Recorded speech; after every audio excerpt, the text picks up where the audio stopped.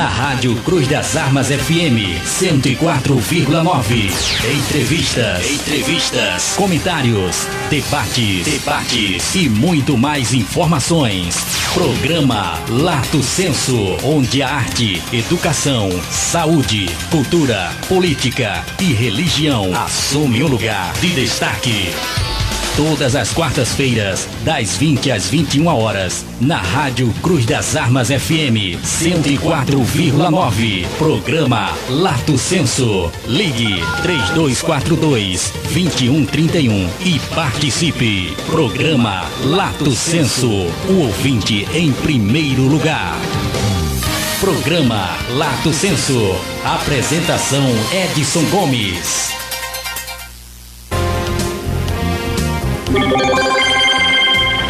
20h02. Estamos iniciando mais um programa Lato Senso pela 104.9 Cruz das Armas FM. Queria mandar o nosso boa noite para a nossa comunidade lá no Cristo Redentor, Conjunto Bela Vista, Vale das Palmeiras 1 e 2, Rangel, Jardim Itabaiana e Jardim Bom Samaritano, Cruz das Armas e adjacência.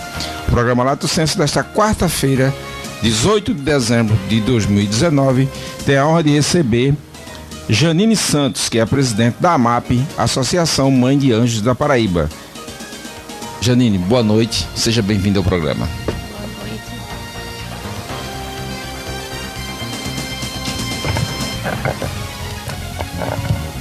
Boa noite. Eu sou Janine, mãe de Henrique, né, portador da microcefalia pelo Zika vírus. E eu vim contar um pouco da história da AMAP, né? A Associação de Crianças com Microcefalia da Paraíba. Pois a gente agradece a sua presença aqui, né? Já queremos mandar uma boa noite aqui para Daniela Aurília Macedo, que está nos acompanhando, enfermeira lá no Hospital de São Ramalho, Josenildo Lancer, que também está nos acompanhando, Margarete Bastos nos acompanhando através das nossas redes sociais. Dizer que nosso programa está sendo transmitido através do Facebook, a nossa página, a página do professor Edson Gomes, que amanhã o programa também estará depositado em nossa página, através da página do professor Edson Gomes no YouTube, a página do professor Edson Gomes. Agradecer também ao pessoal da Rádio Web Zumbi, ao Dal Oliveira, que também retransmite o programa amanhã, a partir das 20 horas, na Rádio Zumbi. A todos, nós queremos agradecer. O Vitor Farias, que também está nos acompanhando.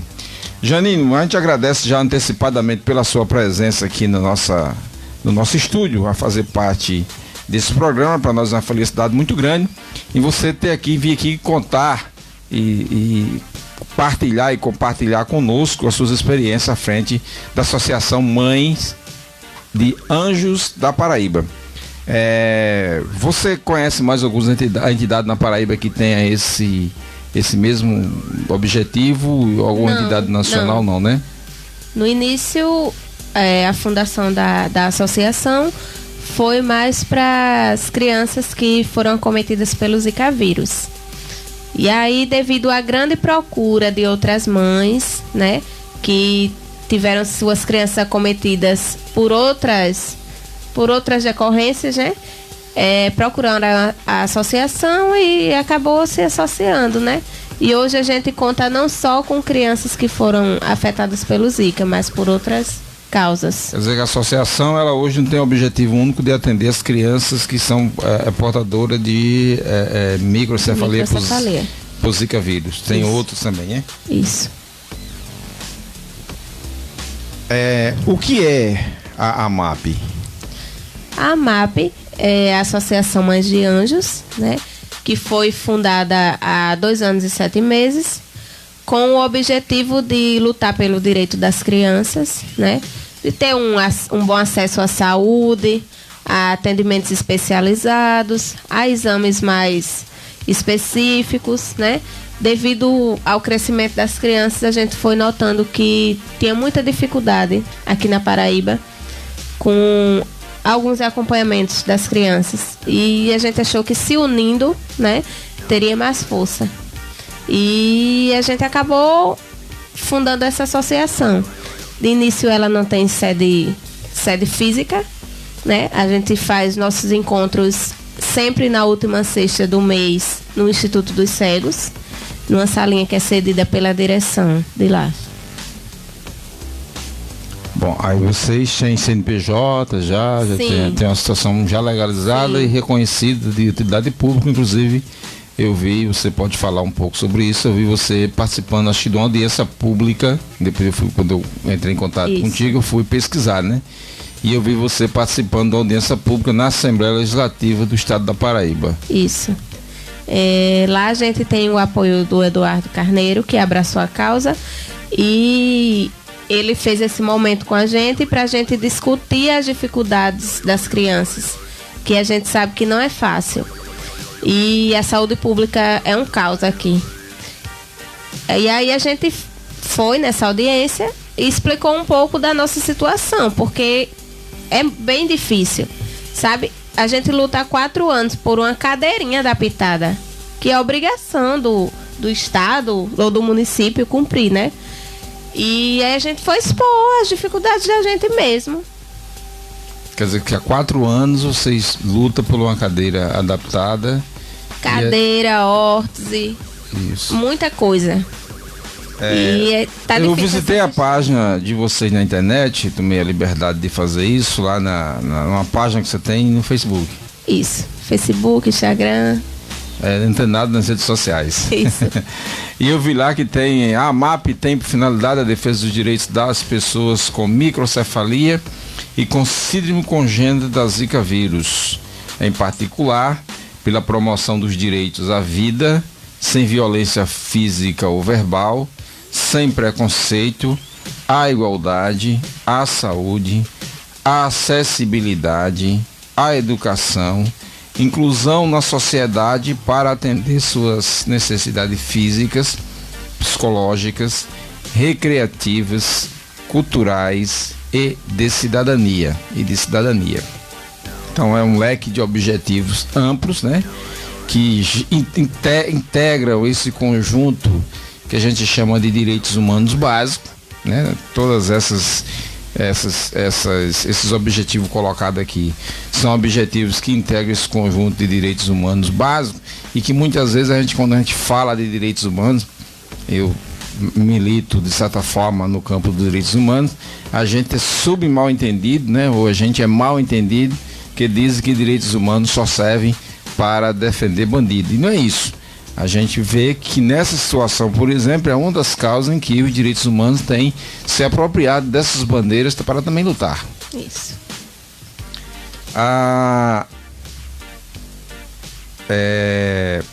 Hoje vocês enfrentam uma série de dificuldades e você já começou a colocar essas dificuldades aqui com a criança com síndrome de congênita por Zika vírus.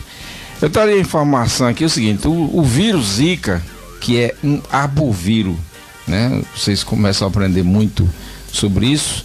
Arbovírus são os vírus transmitidos por picada de insetos, especialmente os mosquitos. A doença pelo vírus Zika apresenta risco superior a outras arbovirose, como dengue, febre amarela e chikungunya, para o desenvolvimento e complicações neurológicas, como encefalite, síndrome de Guillain-Barré e outras doenças neurológicas. Uma das principais complicações é a microcefalia. E aí a gente vê, é muito comum a gente ver as pessoas, eu tô com Zika, eu tô com febre, e às vezes a gente não consegue diferenciar. Você sente muito isso na sua vizinhança, essa fala das pessoas, eu tô com Zika, eu tô com a virose, eu fiquei com dor no corpo, Sim, até porque a gente sabe que o mosquito tá aí, né? O Zika tá aí, ele não foi combatido, né? E a gente sabe que é um caos, né? Que isso é falta de políticas públicas e até a própria população, né? Não faz o que é certo, né? Para evitar esse mosquito ali. E de uma certa forma ele acaba prejudicando muitas outras famílias. E não só a gente, né? Como a gente fala, que ele não foi combatido, então ele tá aí. Então, quando você fala falta de políticas públicas, você fala de uma presença maior do município né, nas questões de prevenção e combate, e eu diria até de uma educação ambiental, né, o socioambiental, a gente poderia dizer, no sentido de educar mais a população para o combate ao mosquito que provoca, ou que carrega incubado o Zika vírus.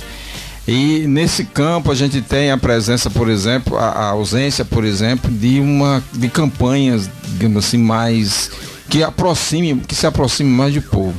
A gente vê campanhas na televisão, né, campanha muito bem elaborada, que tem um custo monetário muito alto, porque a gente vê que o padrão da campanha é de alto nível, padrão de imagem, de sonorização, de elaboração, que essas campanhas às vezes terminam não chegando às pessoas da comunidade. Você sente essa situação também assim? Ou? Sim. Para se ter noção, a maioria das mulheres grávidas que foram afetadas, elas são da periferia, né? De ruas que não tem esgoto, esgoto corre a céu aberto, assim. Digo isso por mim e por outras mães. Desculpa. Por ouvir outros depoimentos de outras mães, né? Então, é isso. E aí você já traz um outro problema, que além da falta de uma campanha mais que chegue mais a população de baixa renda, a maioria das pessoas atingidas foram populações de baixa renda. Isso são dados comprovados, né? A gente não está inventando isso aqui. A gente tem também aí a questão, você já traz uma outra questão, que é a questão do saneamento básico. Saneamento básico, que inclusive agora a gente está discutindo, a Câmara Federal está discutindo o marco do saneamento básico, né? Um momento de discussão, se aprova para lá, se quem pode fazer, quem não pode, de quem é a competência, até quando tem que fazer, que percentual da população tem que atingir. Mas na verdade você traz aqui como também um dos elementos que, digamos assim, que fomenta a questão dessa proliferação do Zika vírus. Além dessas campanhas de TV, você acha que tipo de campanha seria possível se fazer para se chegar a essa população mais carente, com uma linguagem mais... Como é que você imagina que seria ser feita uma campanha nesse aspecto? Você idealiza as campanhas nesse sentido? O que a gente idealiza é que as pessoas vão até a casa das pessoas explicar como combater, né?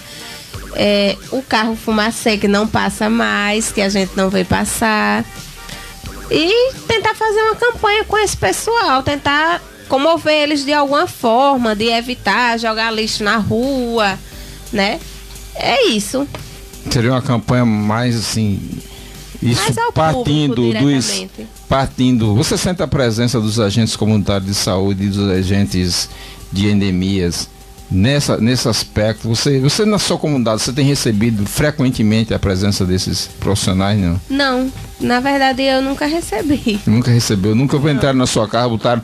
Porque, seriamente, antes quando eu era mais jovem, eu tinha a malária que fazia, que foi chamado de malária, depois passou a ser a Sucan que fazia isso, e tinha os agentes de endemia, né, que ainda hoje chamam-se que agentes comunitários, ambientais, EACS, enfim, coisa desse tipo. E eles entravam na nossa casa e colocavam um papelzinho atrás da porta, não sei se vocês lembram disso, colocavam um papelzinho, marcavam as datas de retorno e faziam uma vistoria no quintal.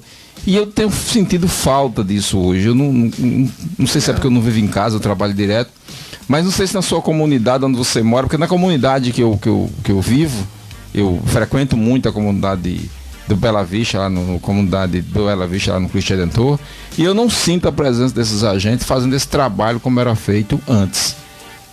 Não sei se você sente essa presença lá. Não. Quando eu era mais jovem, eu lembro que tinha uma época que sim, que visitavam a casa da minha mãe, colocava até um remedinho na água lá, mas...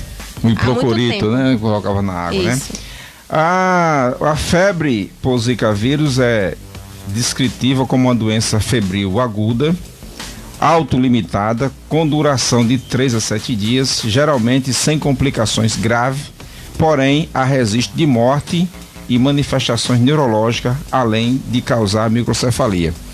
Muita gente acha que a febre provocada pelo Zika vírus é uma febre que vai passar de 3 a 7 dias, que não teria aí nenhuma, digamos assim, nenhuma complicação mais danosa, né? E a partir desse conjunto de informações que você traz e que você recolhe nas reuniões, na sua associação que você é presidente, a gente nota que isso é muito mais gravoso do que se imagina, né? Sim. A gente tem casos de mães que teve um período de febre longo, mães que não teve nenhum sintoma, né? Eu mesma só tive mancha no corpo, não tive febre. Então, difere da pessoa, né? Você lembra quantos meses de gravidez você tinha quando você foi acometida? Sim, eu tive com 4 meses. 4 meses de gravidez. Aí você, a partir dos 4 meses de gravidez, você teve, mas não tinha nenhuma indicação, não sabia do que vinha pela frente. Não, eu tive umas manchinhas, achei que era intoxicação, não liguei. Só mais um pouco à frente, já no final foi que a gente... Dos 4 meses até os 9 meses, você fez quantas ultrassons? Fiz 6. 6. Todas normais. Todas normais. Na última ultrassom, que estava perto dele nascer, foi que a gente descobriu. Uhum. A maioria dos casos foi assim, né? No final é que dá para ter a percepção do perímetro cefálico. Hoje existem exames mais específicos a associação tem acesso a essa informação de que existe exame mais específico para se diagnosticar com antecedência a microcefalia? Não, porque até hoje não existe, não. O que os médicos explicam é que só dá para ter a noção do perímetro cefálico no estágio final da gravidez, né? Como muita gente descobriu assim. Você acha que o teu contágio com o Zika vírus se deu em razão de quê? Como? Eu acredito que por conta de esgoto. Porque onde minha mãe mora, não tinha calçamento, o esgoto corria a céu aberto, né? E muitos mosquitos em casa. Muito mosquito. Quem mora em comunidade sabe que é difícil. É muito mosquito, muriçoca, tudo isso. Principalmente a comunidade que não tem saneamento, não tem calçamento na rua, que não tem, né? Exatamente. Existem 3 formas de contágio do Zika vírus, né?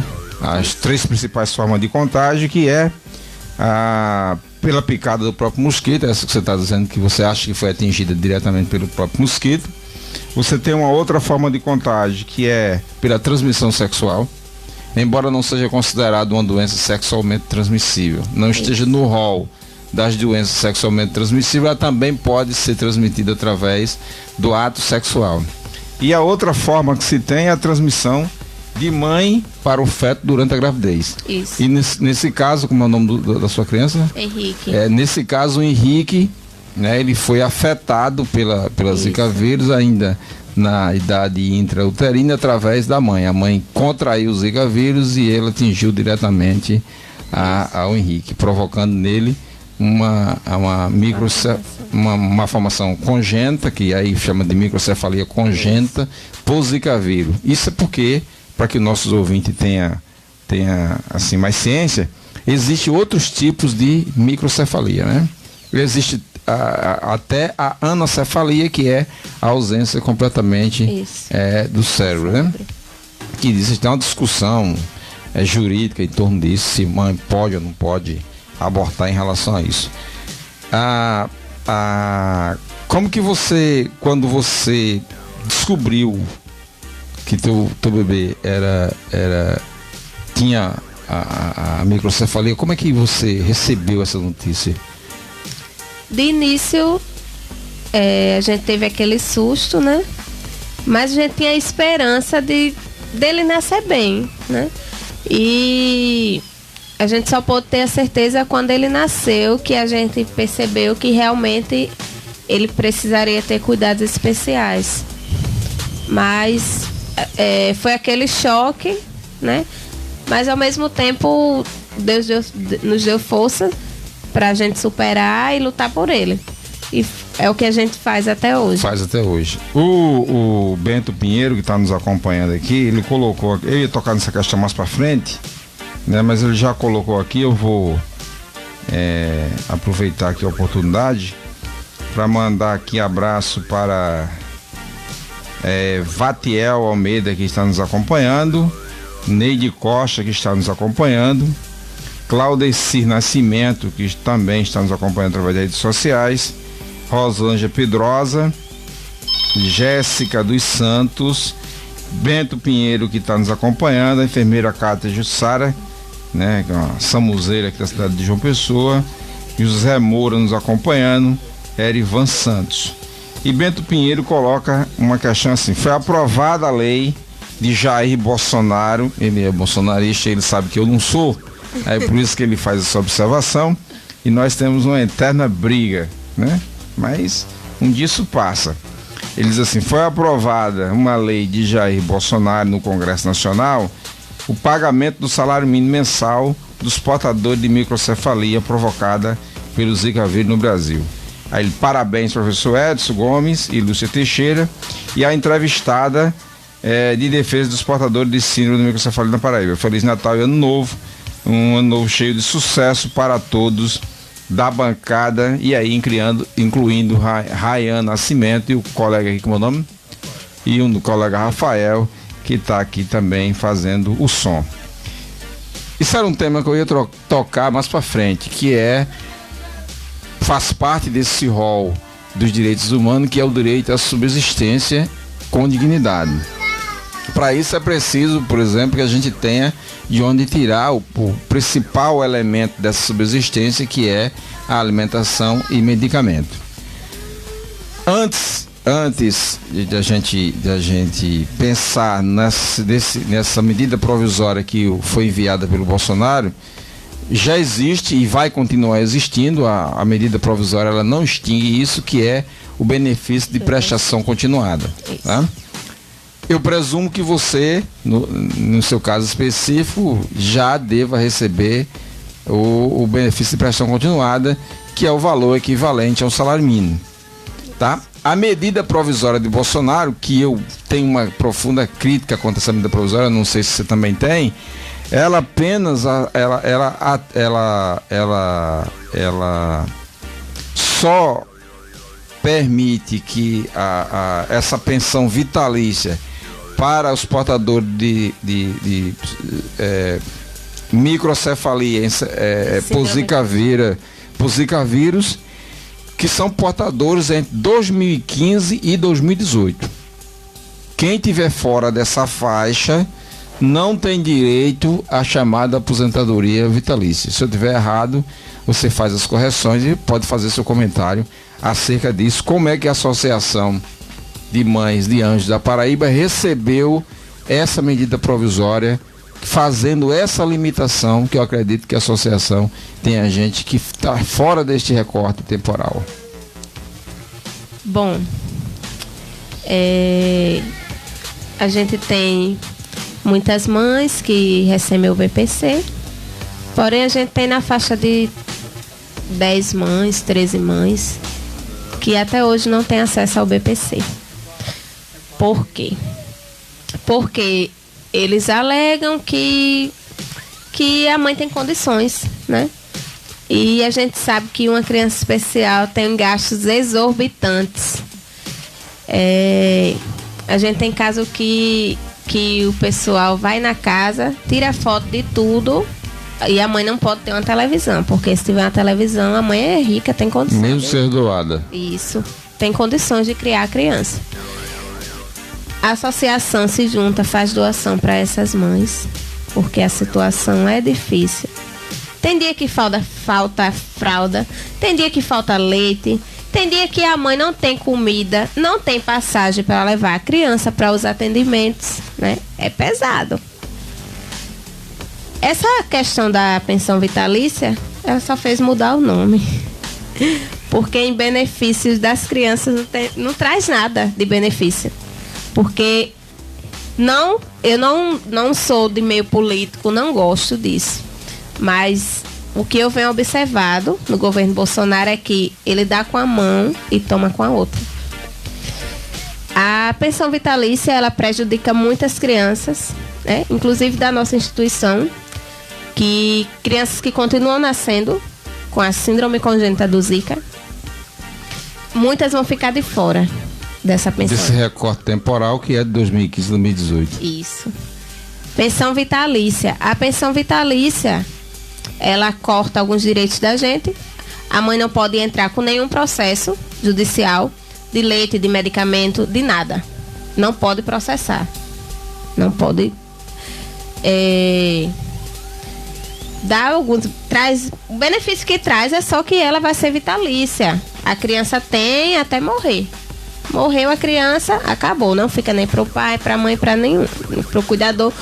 Ou seja, resumindo, o cuidador parou a sua vida, abandonou o seu trabalho para cuidar da criança. Essa pensão, né, só dá para a criança, ainda não dá, né? Passa, os gastos vão além daquele benefício. E aí, com o tempo, a criança morre. A mãe fica ali, perdeu a vida toda cuidando da criança, fica sem nada. Vai procurar alguma forma de trabalhar para se sustentar. Porque passou a vida toda cuidando do seu filho. Isso é triste.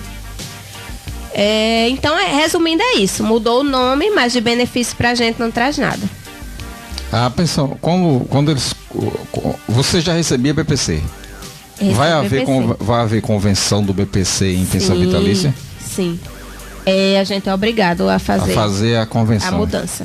Mesmo que mas você está dentro dessa faixa. Eu não quero fazer a troca para pensão vitalícia, mas eu tenho que fazer, porque meu filho tem a síndrome. Não, mas aí ele tem um recorte temporal, a medida provisória ela cria um recorte temporal só das crianças nascidas entre 2015 e 2018. Isso. As crianças nascidas antes vão continuar no BPC. Isso. E as crianças depois de 2018, que a gente não sabe como é que vai ficar a situação ainda, a medida provisória que foi aprovada pelo Congresso e foi para o Senado, a partir de 2018 ninguém sabe como é que vai ficar, mas eu presumo que a partir da leitura básica você tenha também, que elas também fiquem no BPC. Isso. A grande diferença entre BPC, entre benefício de prestação continuada, e pensão vitalícia é que quem recebe pensão vitalícia não precisa comprovar um salário mínimo dividido por 4, né? Dividido por 4. No caso da pensão vitalícia, a mãe pode arrumar um emprego ou o pai pode arrumar um emprego. Por falar em mãe, em pai, a gente eu tenho informação, eu fiz algumas leituras de que a maioria dos casos de mães que tiveram crianças portadoras de microcefalia congênita por Zika vírus, os pais vão embora. Você tem essa informação? A associação vive esse drama? Ou como é que você tem analisado isso? Vive esse drama. Eu vivo esse drama. Meu esposo, ele adotou meu filho como filho dele. Porque o pai, quando soube da notícia, o genitor, né? Ele abandonou, simplesmente não quis saber. E a gente tem tantos outros casos também que não diferem do meu. Eu vi um trabalho de uma doutora de Pernambuco, da UFPE, Universidade Federal de Pernambuco, em que ela justamente traz, eu fiz uma leitura disso, uma parte desse trabalho, que ela traz esse drama das mães que foram abandonadas.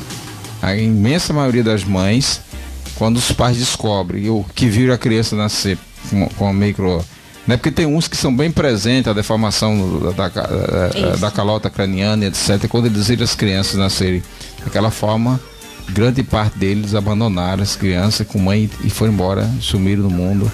Sobretudo no interior, naquelas partes mais, né? E aí a gente nota que tem um componente muito grande da falta de educação no sentido de instrução, né? Da capacidade de compreender, de ter companheirismo. Não sei se você analisa por esse lado também.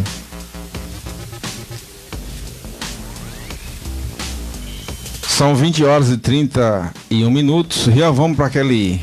lembrar os nossos ouvintes do nosso programa. Programa Lato Senso, sua revista radiofônica semanal, todas as quartas-feiras, das 20 às 21 horas, na Rádio Cruz das Armas FM 104,9. Ligue 3242-2131 e participe. Programa Lato Senso, o ouvinte em primeiro lugar. Fique ligado na Cruz das Armas FM, a qualquer hora e em qualquer lugar. Acesse o site www.radiocruzdasarmasfm.com.br ou nos aplicativos de smartphone, Rádiosnet e TuneIn Rádio. Você em sintonia 24 horas com a rádio que é mais você. Programa Lato Senso. Apresentação Edson Gomes.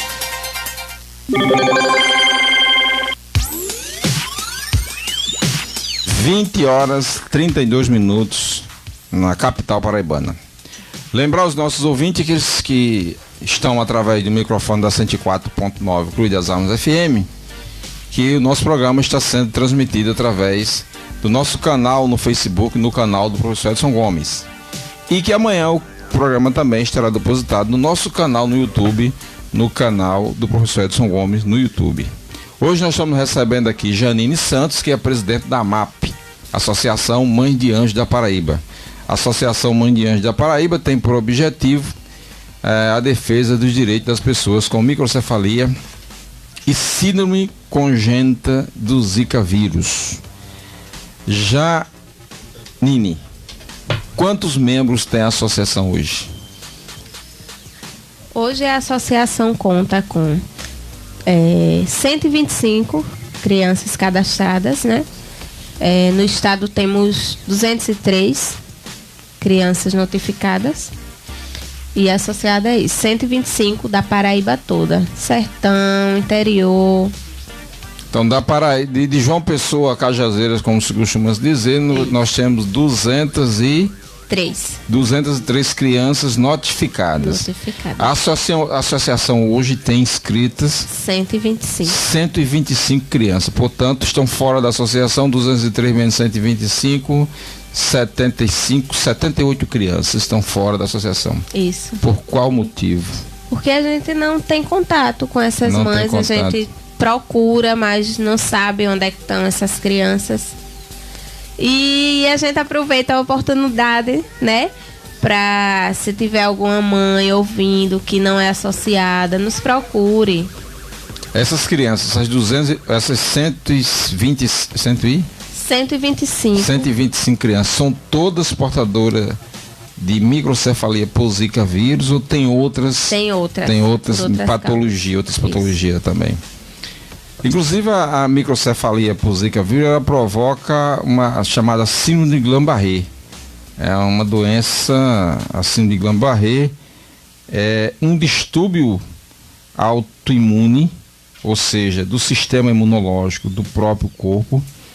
E o próprio corpo ataca parte do sistema nervoso, que são os nervos que conectam o cérebro com outras partes do corpo, e geralmente provocado por um processo infeccioso anterior, e manifesta fraqueza muscular com redução ou ausência de reflexo. Tem algum portador de síndrome de Guillain-Barré lá? Não tem, né? Não tem. O surto do Zika vírus no Brasil foi identificado em 2015 e foi seguido de um aumento anormal de microcefalia entre os recém-nascidos, bem como o aumento do número de casos de síndrome de Guillain-Barré.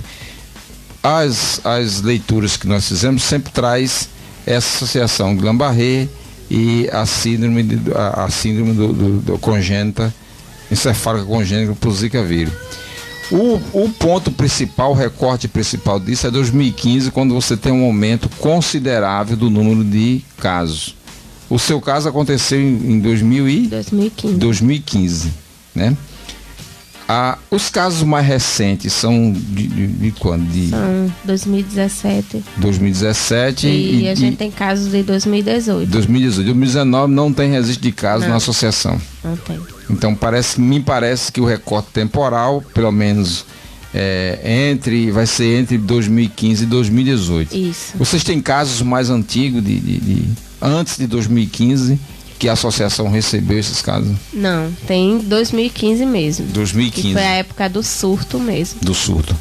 Então, quer dizer, todas as crianças que são assistidas hoje pela associação, elas têm, em média, no máximo 4 anos de idade. Isso. Né? A gente tá finalzinho de 2019, e a gente pensando em 2015 a 2019, 2019 menos 2015, dá 4 anos.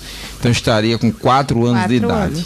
Por que eu estou fazendo essa pergunta? Dessas crianças, dessas 125 crianças que você tem uma ideia de quantas estão em idade escolar? A gente tem 2 crianças, que uma tem 9 anos e a outra tem 6. São as crianças mais velhas que a gente tem, sendo que não é de Zika. A gente só tem eles na escola. A gente tem umas 5 em creche, que são de Campina. De João Pessoa não tem criança com microcefalia em creche. Por quê? Porque a família tem medo, né? Tem um certo medo. Tem crianças que convulsionam muito e as mães têm um certo medo do cuidador não estar preparado para aquilo. Então elas recuam, né? Por cuidado com a criança. Tá. A criança portadora de microcefalia por Zika vírus, ela precisa de uma série de cuidados, isso, tá? E aí eu vou levar esses cuidados para um leque de profissionais que tem que fazer acompanhamento. Isso. A gente pode pensar no acompanhamento feito por psicólogo, precisa desse acompanhamento para a mãe e para a criança, porque o binômio mãe e filho. A gente vai precisar de fisioterapeuta, sobretudo para a criança. Isso não quer dizer que a mãe também não seja atendida por esse fisioterapeuta, porque muita gente pode pensar que não, mas na medida que a criança vai crescendo, ela vai ganhando peso e tamanho.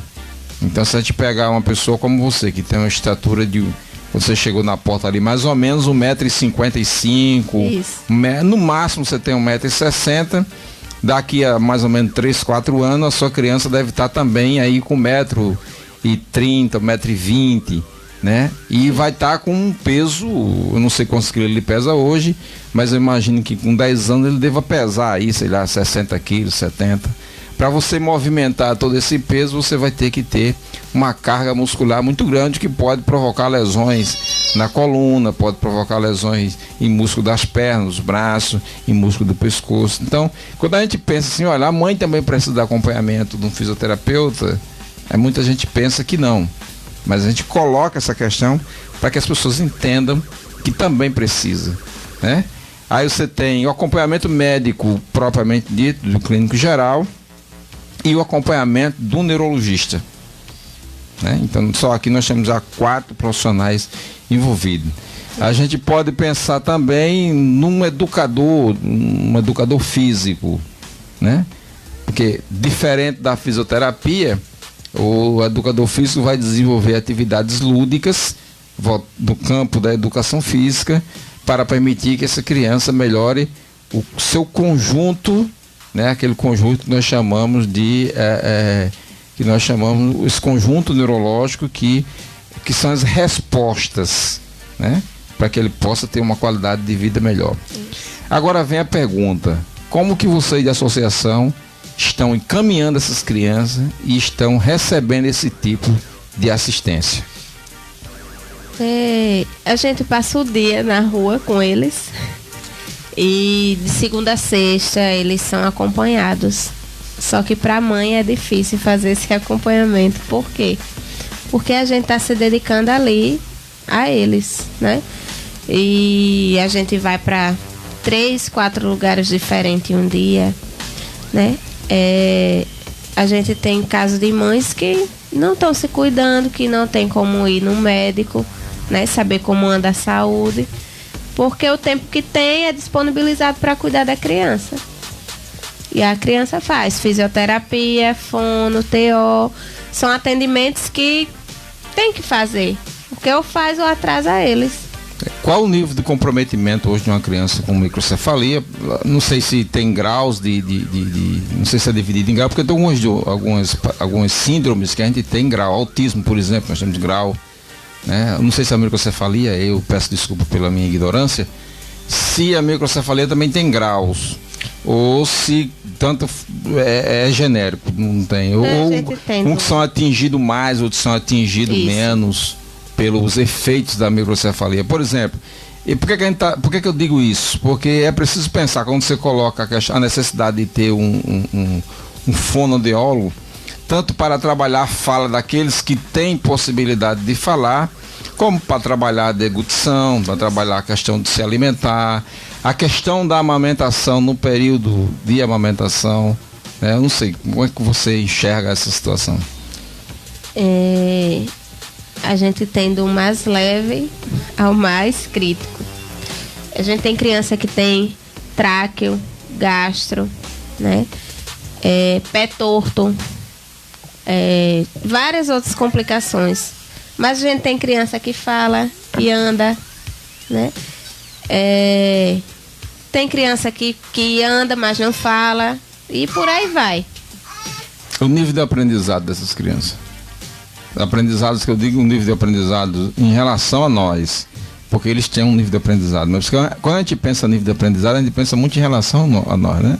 A nossa capacidade de aprender, a gente quer que os outros também tenham a mesma capacidade de aprender.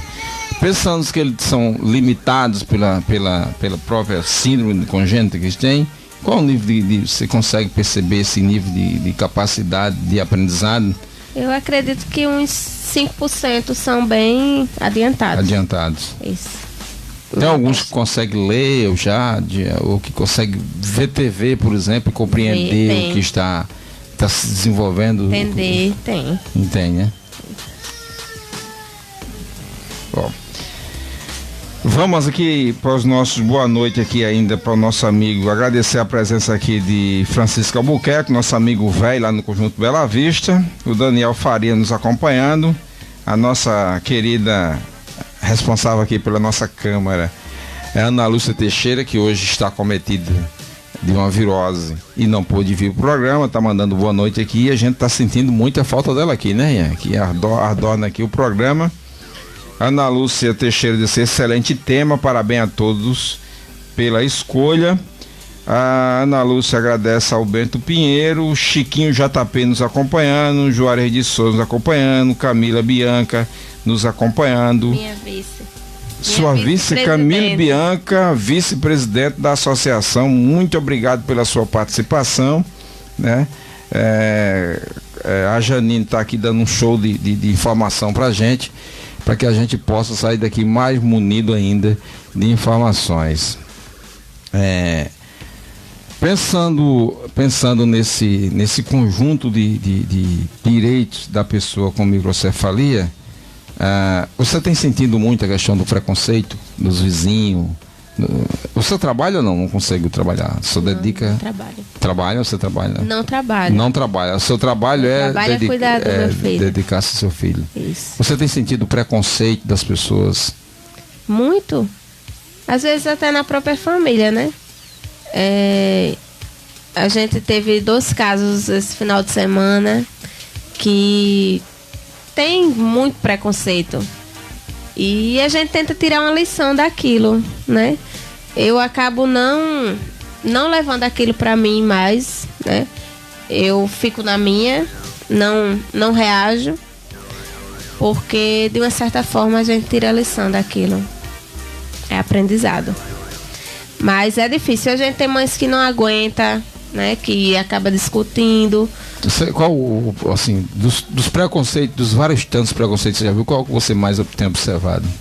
Tenho observado perguntar se a criança tem problema,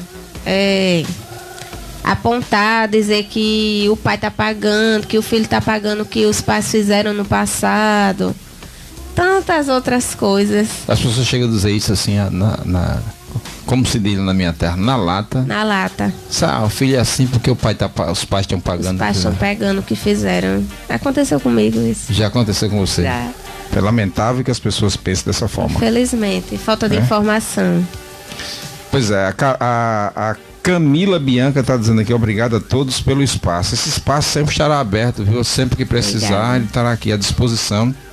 Esse programa é um programa destinado para que a gente possa trazer aqui para conversar sobre diversos temas. O Rian tem sido testemunha disso. A gente tem trazido aqui as mais diversas autoridades e pessoas ligadas à comunidade que muitas vezes não tem espaço na grande mídia, né? Você tem uma grande mídia que é movida pelo dinheiro, que não dá espaço. Então, a gente aproveita o espaço da rede social, a gente aproveita o espaço do Facebook e a gente aproveita o espaço do microfone da rádio comunitária para trazer as pessoas para contar suas histórias aqui e os trabalhos que faz, né? Porque um trabalho, por exemplo, que a AMAP faz é de fundamental importância para a construção da cidadania. São 20 horas e 46 minutos e eu digo assim, como que a gente pode lutar por mais acessibilidade para as crianças portadoras de como que a associação tem lutado? E como que a comunidade em geral pode ajudar? A gente precisa de alguns médicos voluntários, né? Alguns atendimentos especializados, como nutricionista para as crianças. A gente atualmente iniciou um trabalho com ortopedista, que em 4 anos tem criança que nunca foi no ortopedista. Isso tem prejudicado bastante. As crianças que nasceram acometidas pelo Zika, todas elas estão com quadril luxado, problema na coluna, e estava difícil para conseguir ter acesso à ortopedia. E a gente tem o doutor André Cristiano, que abraçou a causa, né? E tem lutado com a gente aí. Parabéns ao doutor André Cristiano, que está fazendo excelente trabalho junto com a associação.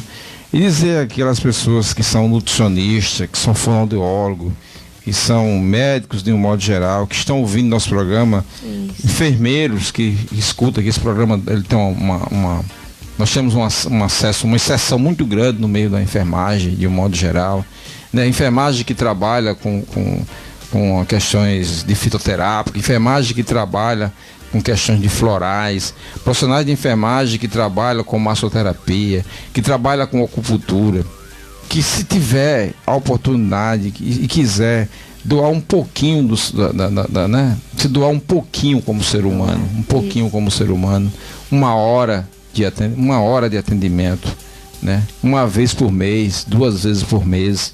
Então isso, quem faz aqui e faz pelo próximo, recebe de recompensa de Deus. Então eu acho que há uma oportunidade, inclusive, de melhorar, de conhecer essas pessoas que são lutadoras, que têm uma labuta grande com essas crianças, né? E que precisa de melhoria para as suas vidas. As atividades recreativas dessas crianças, como é que está sendo feita? A associação como é que a associação tem trabalhado as atividades recreativas ou estão só por conta das mães em seus lares? A associação, ela não tem como criar essas atividades porque a gente não tem espaço físico, né? Mas quando a gente se encontra, a gente sempre tem aquele momento de descontração para que as mães possam se divertir um pouco, né, com a criança. Porque também a vida não é só atendimentos, viver em médicos. É difícil. Quem quiser e tiver interesse de fazer doações, por exemplo, a associação recebe doações? Recebe doação. Como é que faz? Eu sei que tenho 20 pacotes de fraldas, eu quero fazer a doação. Eu abri meu coração desse Natal, meu ouvinte aqui abriu o coração. Se eu estou escutando esse programa, eu estou tocado. E eu sei que tem famílias que precisam de leite para os seus filhos. A gente tem família de pessoas que estão com saúde, que estão trabalhando, e a gente sente que elas têm necessidade. Imagine pessoas que se dedicam só a cuidar de outro ser, muitas vezes não tem trabalho, vive apenas do BPC. Aí eu queria fazer uma doação de 10 latas de leite para a associação fazer essa distribuição, eu queria fazer a doação, sei lá, de um colchão, eu queria fazer a doação de uma cadeira de roda que eu tenho em casa, eu queria fazer a doação de fraldas. Como é que eu poderia fazer isso? Diga aí para nós. Então, pode entrar em contato pelo telefone, né? Ou entra nas nossas redes sociais, deixa mensagem. Tem o site da associação, né? www.mangeanjospb.com.br. Ah, tem um site, eu não achei o site, eu só achei a página do Facebook. Recentemente ele foi inaugurado, o site. E tem o Instagram, @mangianespb, e o contato do telefone, né? 986780319. Quem tiver acesso às redes sociais, lá no site tem esse contato também desse telefone. No site tem tudo. Eu não entendi o telefone, dá para você repetir? 986780319. Certo. São 20h51. Kaline Bianca acha que a microcefalia é uma doença contagiosa. Você faria um comentário sobre isso? Acho que ela quis dizer que as pessoas acham, né? Eu acho que ela quis dizer que as pessoas acham que a microcefalia é uma doença contagiosa. Isso. Você já experimentou ouvir alguém dizendo, segura aqui esse bebê, e o pessoa diz, não, eu já sentei do lado da pessoa e a pessoa levantou e ia pegar a microcefalia. Isso. Oh, Jesus. Às vezes, assim, a ignorância no sentido da falta de conhecimento, né? Nos leva falta de conhecimento. A construção de um preconceito, né? Isso. Que isso é um preconceito que se constrói a partir da falta de conhecimento, né? Falta de informação, né? Pois é isso. Camila Bianca. Obrigado por você estar dialogando conosco aqui. Tá? Se você fazer uma contribuição aí, pode fazer, inclusive, escrevendo aí, que a gente já faz aqui o comentário também no ar. São 20h52 e a saúde. Geralmente você também que mora em Gramame, loteamento Gramame, e lá tem uma unidade básica de saúde. Basicamente, o seu filho só pode ser atendido nessa unidade básica de saúde, né? Porque quando você chega em outro território, ele não vai poder ser atendido. Isso. Como é que está a demanda lá para atender lá em Gramame tem mais de uma criança comigo, você falou, ou só tem a sua? Ou que você conhece? No condomínio que eu moram 9 crianças que foram afetadas, né? No caso, o condomínio é da prefeitura e a gente teve antecedência, prioridade em ganhar esses apartamentos. E 9 famílias foram para lá. Então, as 9 são as que são atendidas lá, né?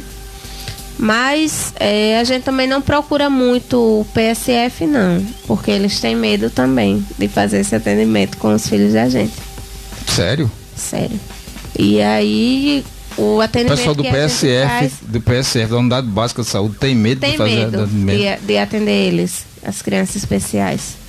E aí, quando a gente precisa de urgência, a gente vai no Hospital do Valentina ou no Arlinda Marques, né, fazer esse atendimento de urgência. Ou até na UPA.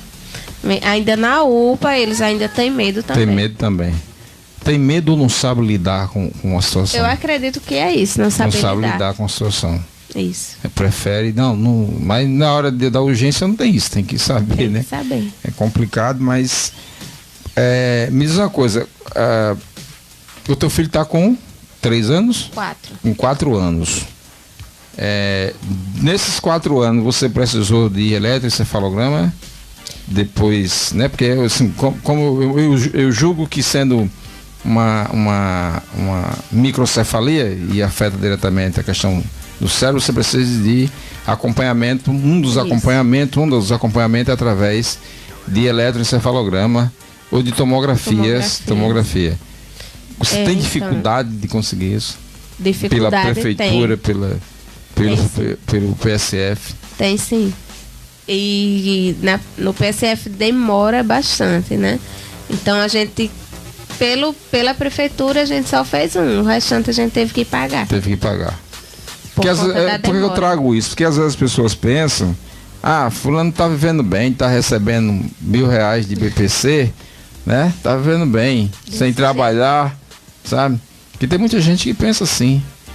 O ser humano tem as suas variáveis, né? O ser humano tem suas variáveis e em decorrência disso tem gente com esse pensamento. E aí eu trago essa informação justamente para a pessoa saber que nem sempre é fácil fazer o exame de sangue pelo PSF. E às vezes o exame é com urgência. Às vezes você tem o exame de urina para medir uma infecção urinária e não sai com urgência, você tem que pagar esse exame de urina. E aí o medicamento não é doado, o medicamento, quando você detecta uma infecção urinária, não é doado esse medicamento, você tem que fazer a compra desse medicamento. E quem tem um problema, né, de microencefálico, por exemplo, apresenta de vez em quando o processo infeccioso, é uma gripe, ataca a imunidade, né, e vem uma gripe, vem uma infecção, é todo esse conjunto, né, só para o nosso ouvinte ter ideia disso. São 20 horas e 56 minutos. Janine, nós estamos caminhando para o final do nosso programa.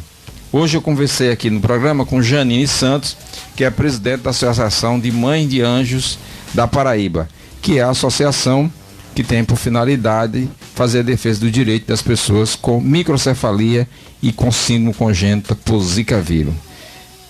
Deixe seu boa noite para os nossos ouvintes e mais uma vez o contato para quem quiser entrar em contato e que tiver disposição de prestar algum tipo de ajuda à associação. Bom, boa noite a todos os ouvintes, né? Obrigado por ouvir um pouco da nossa instituição. Boa noite para as minhas mães que estão ouvindo também, né? E quem quiser contribuir um pouco com a gente, né? Vou deixar o meu contato, 986780319. É só entrar em contato que a gente vai até vocês, certo? Obrigada e bom Natal.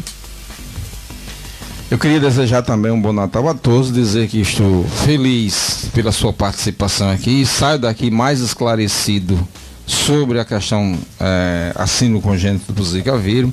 Desejar a você que no próximo ano as coisas melhores, que vocês tenham novas oportunidades, que vocês possam implementar mais as suas lutas e obter mais resultado em defesa dessas crianças que são portadoras da microcefalia por Zika vírus. Dizer aos nossos espectadores através do nosso canal no Facebook que a partir de amanhã a nossa entrevista aqui com a Janine Santos vai estar à disposição no nosso canal no YouTube. Daqui uma meia-noite eu já estou colocando, eu acho, né? Agradecer a todos que nos acompanharam através da 104.9, Cruz das Armas FM, e desejar a todos uma boas festas. Meu amigo Rian, meu amigo Rafael, e aqui é o companheiro da nossa Janine, o nome dele? Sandro. A Sandro, que também está nos acompanhando aqui também, com o nosso bebezinho aqui, que inclusive deu uma falada, de vez em quando aqui ele dá uma participação. A todos nosso boa noite e nosso muito obrigado, e que Deus esteja na frente de tudo.